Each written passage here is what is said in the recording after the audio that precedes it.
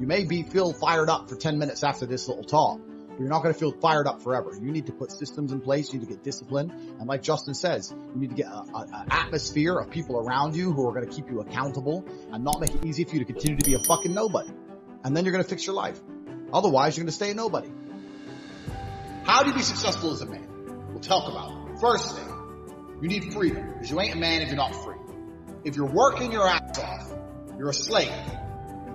And you may sit there and go, I'm not a slave, I get paid really well. Listen, the slaves got free food and free shelter in exchange for work.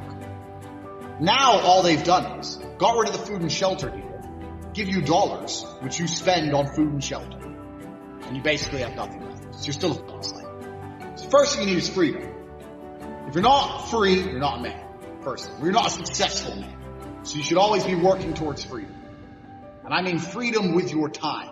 Do what you want. Freedom with your location. Go where you want. There's a riot. Cool. Go in Tokyo. See you later. Bye.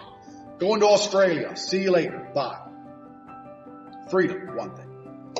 The next thing that constitutes success as a man is your network. Who are you talking to? Who are these people? Who will answer your phone calls? Listen, I got 2 phones. Identical, almost. Twins. I got 2 phones right here. And I can call one of many multi-millionaires. And when they see my name, they're going to pick up the phone. They're going to be like, oh, Tate. Oh, wait, guys, wait. They're going to stop their conversation and be like, whoa, fuck, Tate. What's up, Tate? Because they know I don't call for no bullshit.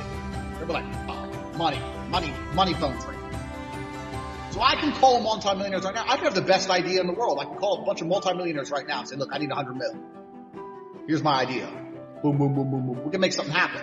You can't do that. I can do that. Freedom, network. And then you get into the aesthetics of life.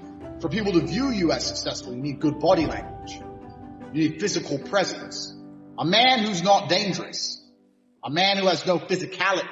It will never be seen as successful. Oh, I'm successful, I'm rich, and yeah, but I'll break your neck. Look how big my hand is. I'm gonna grab you by your neck and choke you till you die. Who's successful now? I'm breathing and you're not, so I'm more successful than you.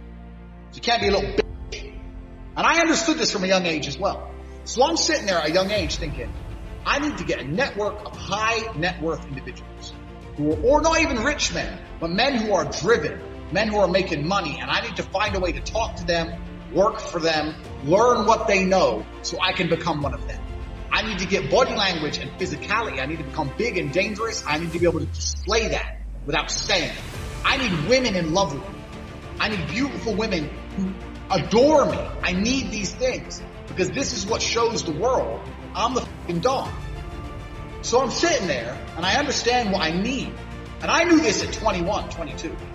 A lot of you people are older than this. Older than me. You're older than I was. And I'm telling you something. You're sitting there going, yeah. Didn't even cross your motherfucking mind. You've been too busy jerking off to Pornhub and not thinking about what you actually need to do to be successful in this life. So these are the things you need to be a high value man. Because if you have all those things and then you get some money and you have geographical and time freedom, you're now genuinely successful. Your mentality is heavily linked to your reality. And the fact that most people have such weak mindsets comes from the fact that they have a weak life, a weak body, a weak social circle, a weak network, a weak bank account, a weak relationship, and then their mind is weak. Well, of course. Whereas if you had a group of soldiers around you, men who were dedicated, who would ride or die with you, if you were strong, if your woman would never leave you no matter what because she idolizes you, then your mentality would be strong. Your mind would be strong by extension. So if someone comes to me and goes, I doubt myself, I usually look at them and go, yeah, I understand why. You're a little fat piece of shit. You're stupid. Of course you do. Hey, Andrew, so how do I get like a 6-pack quick? What's the fastest way to get a 6-pack? Why does it have to be quick? Why does it have to be easy? Why do you think life is all quick and easy? Why can't it be hard and difficult? Why can't you suffer? Because suffering is what gives it value. If everyone had a 6-pack and it was quick and easy, then it wouldn't be valuable, would it? If everyone walked around with the 6-pack and they got it easily, then no one would give a shit. The whole point is that it's difficult to get. Value is linked to difficulty. If you want something that is valuable, you need something which is difficult to obtain. The fact that you just said you wanted it quick and easily shows that your whole mental model is fucked. You shouldn't be thinking about quick and easy. You should be thinking about hard, suffering, pain, going through it. That's what you should be thinking about. This is going to be hard, but I'm going to do it anyway. Because when it is done, then everyone's going to know that I went through something difficult. Why do you want it to be quick and easy? Success is the most overused word. Because we talk about success. Oh, this guy, he's really successful. Not these motherfuckers. So let's say I'm working at a company. Yeah, I'm the big boss. Let's say I'm a guy. I go college. I go university. I go to this company. I work. I become a manager. I'm on $150,000 a year. I got a company BMW. And I wear a suit. And everyone at my job does as I say. By all measures, I'm a success now. But here's the truth. When I leave that company, no one gives a fuck about me. I'm a nobody outside of that one building where I'm a little bit important. My wife doesn't want to suck my dick because I'm fat, because I didn't have time to train, so all I did was work. I got a BMW. BMW. I know hoes with BMWs. BMW. I didn't even consider that a car. BMW. That's not a luxury car. That's fucking basic. I'm pushing supercars. You're nobody. You're not successful for shit. Success for a man actually comes in many realms. It's actually nothing to do with being good at your job. Having money, yeah. You don't have to be good at your job to have money. Depression is the ultimate motivation. Oh, so you're depressed. Okay, you come along to me and you tell me you're depressed. I expect to see a huge list of what you're achieving per day. You're unhappy with your life and you're depressed. I don't expect you to be popping pills and sitting laying in bed. I expect you to give me a huge list of everything you're achieving per day. Depression's a fantastic motivation.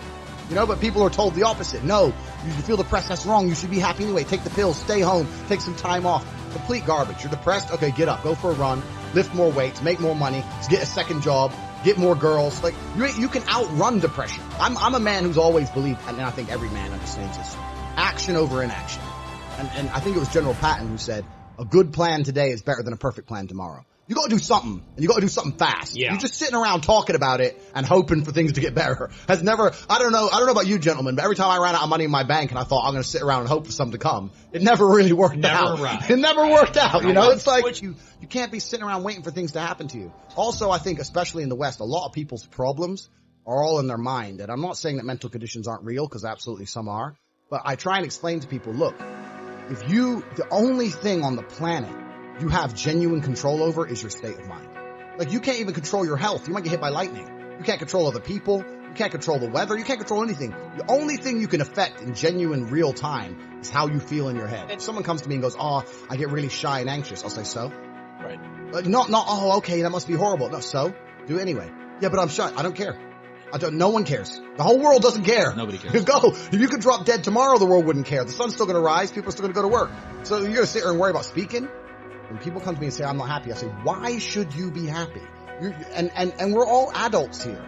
This infantile mindset that we're all supposed to be like we were when we were 3 years old, and something shiny, laugh all the time, run around in circles. We're grown-ups and we have responsibilities and we have problems and we have pressure, and you don't necessarily have to be happy to perform, especially if you're a man. Like women have this, I guess to a degree, they're born lucky. Women have this mindset where people expect women to be happy. Women need to be happy. But as a man, you have a burden of performance. As a man, you shouldn't be waking up going, how do I get happy? As a man, you wake up and say, okay, how do I perform? And happiness will come at the end of the performance anyway.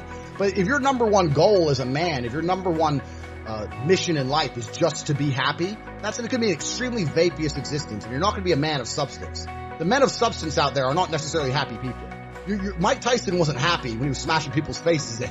That's not how you get there. You don't get there being happy. It's just a complete, the whole mindset, the whole idea that, we all need to be happy all the time is the reason you have men on the streets taking drugs, looking for a quick fix. They don't want to do any real work to get any genuine fulfillment. So they end up shooting drugs, running around being fools. Yeah. And that's what happens. Motivation isn't real. Everyone says this. Motivation's not real. Discipline's real. I do not feel like training, but I still train because I'm a disciplined individual. You don't get to go through life only doing the things you feel like doing. Do you know who gets to do that? Women. Beautiful women. Beautiful women get to do what they feel like doing. As a man, you have to do the things you're supposed to do. Because what we said earlier is absolutely true. It's player versus player.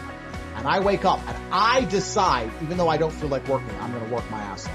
And you wake up way down there, a peon, and you can't be bothered to work. What chance do you have against men like us? You don't stand a chance. Now, if you're going to wake up and look in the mirror and understand that you're absolutely not really crushable, that you're a rabbit and that lions exist, and that's not going to motivate you to do something, there's no point asking us a question. You know exactly what you need to do. If you want to stay killable, then stay killable. But I can't live that way. I would refuse to live that way. It's a disgrace to my bloodline. It's a disgrace to my parents who struggled to raise me for me to be anything other than the best version of myself. That's honor. I have honor to my last name and to my ancestry. This is down to you.